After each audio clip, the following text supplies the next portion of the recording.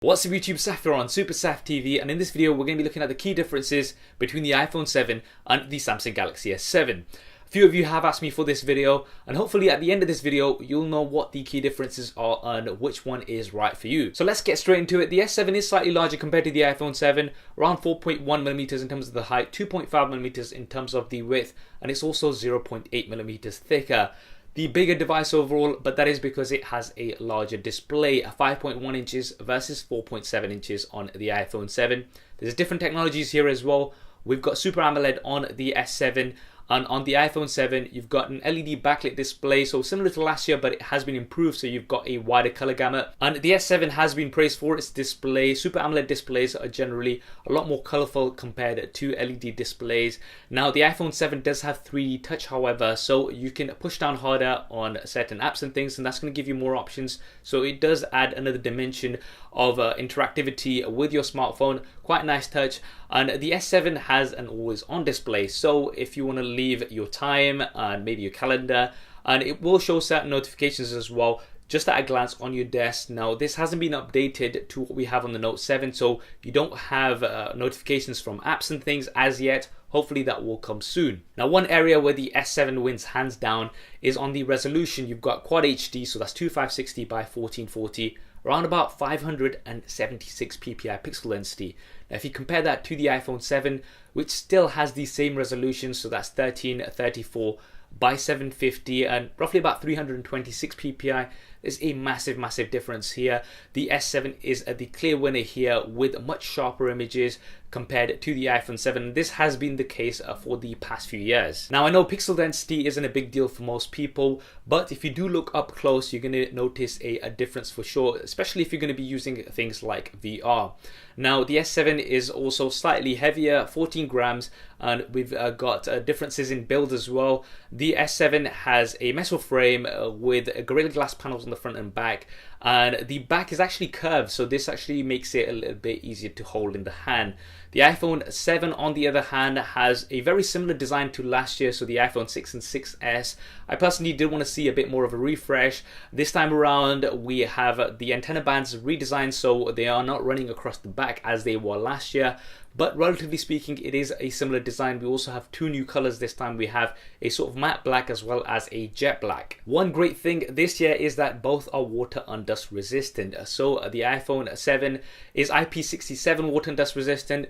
The Samsung Galaxy S7 is IP68, so it's got a slightly higher rating, so you're going to be able to take it a little bit deeper for a little bit longer in water. I'm not sure exactly how much of a difference it's going to make to day-to-day usage, but it's great to see that both are water and dust resistant. Now looking inside both of these, what's powering them? Well, on the S7 we have either the Qualcomm Snapdragon 820 or the Exynos version, depending on which market you're from. On the iPhone 7 we have Apple's A10 Fusion chip. Now this has quad cores this time, so you've got two cores which are not as powerful, and you've got two more powerful cores, and this is supposed to save battery depending on what applications that you're using. In terms of RAM, we have 4GB on the S7. We're not sure exactly what RAM we have on the iPhone 7. I believe it's 2GB, but this has not been confirmed by Apple. Now in terms of performance, we are going to have to test these side by side. You have to remember that the iPhone 7 is not pushing out anywhere near the number of pixels that the S7 is, so this is definitely going to have an impact on performance, and loads of these other things in terms of software optimization and things do go into it, so these will all come into play. And the iPhone 6S was pretty fast, especially in terms of multitasking and reopening apps when I did do my test last year, so that is something to bear in mind. Now in terms of storage, the S7 has 32GB as a base model, and you do have a micro SD card slot, so you can expand that storage. On the iPhone 7 they have finally got rid of 16GB. I'm so glad that this has happened. If it hadn't happened I would have not bought the iPhone 7, because that would have been a big disappointment in this year. But we do have 32GB as a base, and then you also have a 128GB model as well as a 256GB model. Now you are going to have to pay extra for those additional storage options on the iPhone 7. On the S7 the advantage here is that you won't have to spend as much, because you can just pick out a micro SD card And if you do go for the base model of the iPhone 7, then you're going to be stuck with that. And if you do need more storage, there's not really much you can do. Whereas on the S7, you can just go ahead and expand that. So the advantage for storage, I would give to the S7. Now let's look at the cameras. This year, it's going to be more of a competition than ever. The S7 has a 12 megapixel rear-facing camera with an f1.7 aperture and optical image stabilization. Now this has been one of the best cameras of 2016, hands down. It's the same one that's used in the S7 Edge as well as the Note 7. And it's been praised everywhere. It produces some great quality images. The iPhone 7 has 12 megapixels as well with optical image stabilization this time. This is something we didn't have last year.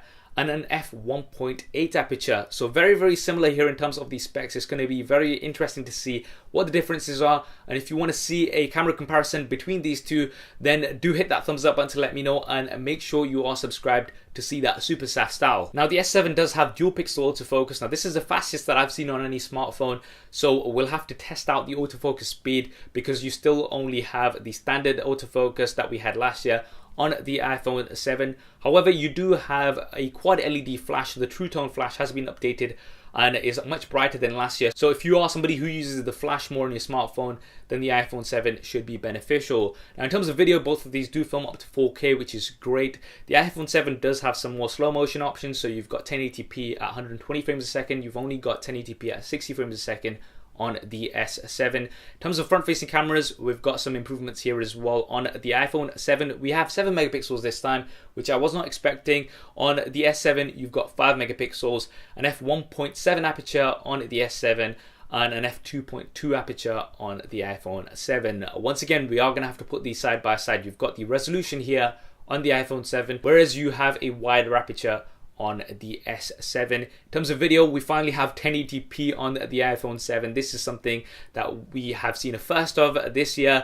Previous years, Apple have just given a 720p, which I just do not get why they had this for so long. So it's good to see that they finally upgraded that to 1080p. On the S7, however, you do have Quad HD, so 1440p, so you've got a high resolution for video from the front-facing camera. Now for the operating systems, you've got Apple iOS 10 on the iPhone 7. On the S7, you've got Android Marshmallow with the TouchWiz skin on top. There's nothing about the update, when we're going to be getting the update to Android N. I'm not sure when that will be. And that's something that you're going to have to bear in mind, that if you do go with the S7, you're not going to be getting updates straight away from Google. They are going to have to come through from Samsung. Whereas on the iPhone 7, you're going to be getting those updates straight away from Apple. However, in terms of the features, obviously, that's going to come down to your personal preference. I'm not going to go into a battle here. Now, in terms of additional features, both of these do have a fingerprint scanner on the home button. The S7 has a physical home button, which you can push down. On the iPhone 7, this time it's not a physical button. It's a force sensitive button, so this is going to give you taptic feedback, so it's quite different to what we had last year. If you want to see a fingerprint scanner speed test between these two, super SAF style, then let me know in the comment section below. Now, in terms of audio, there's some differences here as well. The iPhone 7 has stereo speakers this time, so you've got 2 speakers, whereas on the S7, you've got a single bottom-facing speaker. Now, the bottom-facing speaker on the S7 isn't great, to be honest, and it can be covered easily. So the iPhone 7 would get the edge here. And you do not have a headphone jack this year on the iPhone 7. This is something which was all but confirmed, but now it has been confirmed. And if you do want to use headphones, then you're going to have to use Lightning headphones. Lightning earpods are included in the box, which is a nice touch. And you also get a Lightning converter. So if you've got your existing headphones, you can still use those. But if you're charging your phone, then you're not going to be able to use those headphones. That is something that's a bit of a disadvantage. You can get wireless headphones, obviously, to overcome that. But if you are somebody who likes wired headphones and you also like to listen to music and things when you are charging your phone, then you're not going to be able to do that on the iPhone 7. Just something to bear in mind. Now, in terms of the battery, the S7 has a 3000 milliamps an hour battery. The iPhone 7, they've not specified the exact size. I'd expect it to be between 1700 to 2000 milliamps an hour. And that is because it's the exact same size as the iPhone 6S in terms of physical dimensions. So the battery is likely to be roughly about the same, although you are supposed to have some improvements over last year. So you are getting roughly about a 50% larger battery on the S7. Usage wise, it will depend. Remember, you are working with so many more pixels on the S7, so you are going to be using that much more battery power. So this will really depend from person to person, and we will have to do some more specific battery tests to see the differences here.